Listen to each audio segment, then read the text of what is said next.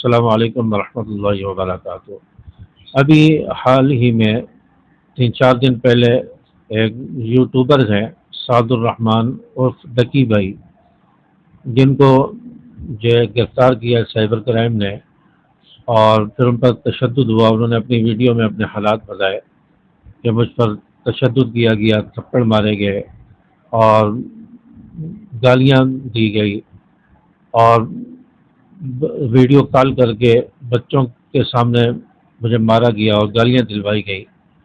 تو اس طرح انہیں ہراساں کیا گیا، تشدد کا نشانہ بنایا گیا، اور وہ بتاتے ہیں کہ میرے اکاؤنٹ میں 9 کروڑ روپے تقریباً پاکستانی کرنسی کے مطابق بنتے تھے، وہ میرے اکاؤنٹ سے زبردستی نکلوائے گئے اور اپنے اکاؤنٹس میں ٹرانسفر کرائے گئے۔ تو یہ ان کے ساتھ ایک سلوک ہوا ہے۔ تو یہ کوئی نئی بات نہیں ہے، یہ پاکستان میں اکثر لوگوں کے ساتھ یہ سلوک ہو رہا ہے۔ مذہبی لوگوں کے ساتھ تو بہت زیادہ ہوا، اور مذہبی لوگوں کے ساتھ جب تک ہو رہا تھا تو کوئی نہیں بولتا تھا، میڈیا پہ بات نہیں آتی تھی اور کوئی بولنے کے لیے تیار نہیں ہوتا تھا۔ لیکن اب جب عام لوگوں کے ساتھ ہونے لگا تو اب میڈیا پر بھی آواز اٹھنے لگی ہے۔ تو یہ کوئی نئی بات نہیں ہے، پرانی بات ہے۔ یہ ظلم، تشدد، یہ ایک روٹین بن گیا ہے پاکستان میں۔ تو کسی بھی شہری کو پکڑ کر اس کو ہراساں کیا جائے، اس کی انسلٹ کی جائے، اس کو ضد و کوب کیا جائے، اسے مارا پیٹا جائے، تشدد کا نشانہ بنایا جائے، کوئی پوچھنے والا نہیں ہے۔ ڈکی بھائی تو وہ ہیں جن کے فالوورز ملینز میں ہیں، اور اس لیے ان کے پاس ایک پلیٹ فارم تھا سوشل میڈیا، انہوں نے اس پر آ کر اپنی آپ بیتی بتائی اور اپنے ساتھ ہونے والے سلوک کے بارے میں لوگوں کو بتایا۔ تو اس طرح لوگوں کو، عوام کو، میڈیا کو پتہ چلا، تو اس پر آوازیں اٹھنا شروع ہوئی۔ لوگوں نے اس پر جو ہے آواز اٹھائی کہ یہ غیر انسانی سلوک اور غیر قانونی سلوک کیوں کیا گیا ہے۔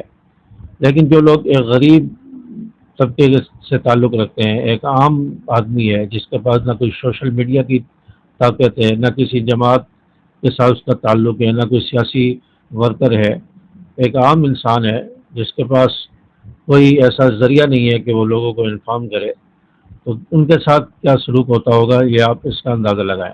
ڈکی بھائی ایک بڑے یوٹیوبرز ہیں پاکستان کے، اور ملینز میں ان کے فالوورز ہیں۔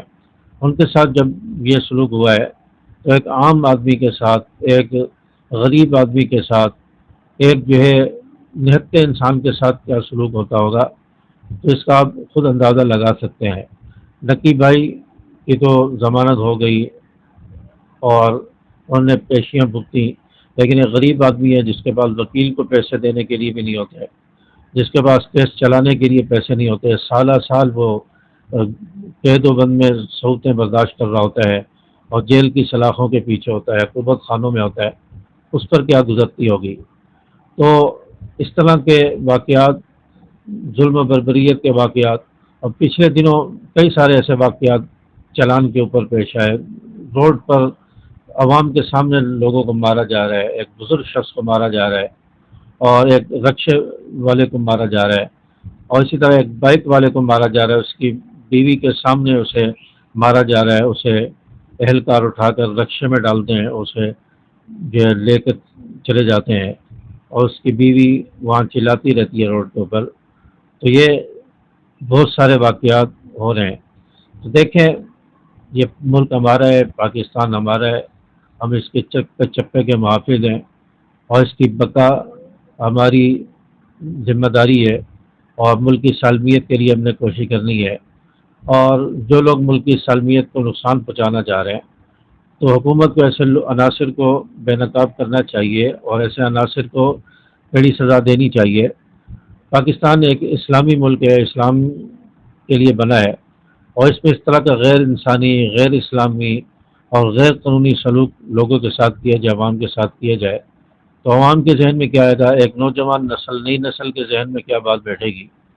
تو اس طرح کی چیزیں ہمارے ملک میں نہیں ہونی چاہیے۔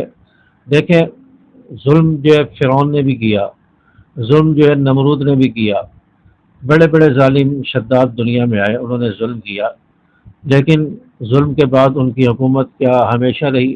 کیا وہ قیامت تک حکومت کر رہے ہیں؟ قیامت تک وہ فائدے اٹھا رہے ہیں؟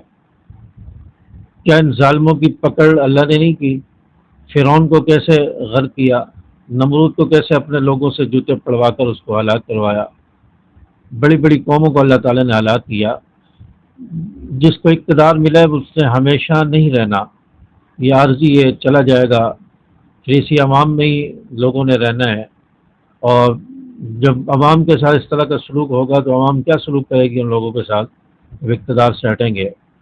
تو یہ اقتدار اللہ نے دیا ہے، اللہ چھین بھی سکتا ہے، اور یہ حکومتیں ہمیشہ رہنے والی نہیں ہیں۔ ظلم بربریت کی بنیاد پر اگر کوئی شخص حکومت کرتا ہے، 1 سال اضافی کر لے گا، 2 سال زیادہ حکومت کر لے گا، 3 سال 4 سال 5 سال کر لے گا، آخر حکومت کو زوال ہوتا ہے، ظلم کا خاتمہ ہوتا ہے، اللہ کی پکڑ آتی ہے۔ تو اس لیے اللہ کی پکڑ سے ڈرا جائے۔ کسی غریب کی آہ اگر آسمانوں تک چلی گئی، آج تک چلی گئی، تو منٹوں سیکنڈوں میں اللہ تبارک و تعالیٰ پانسا پلٹ دے گا۔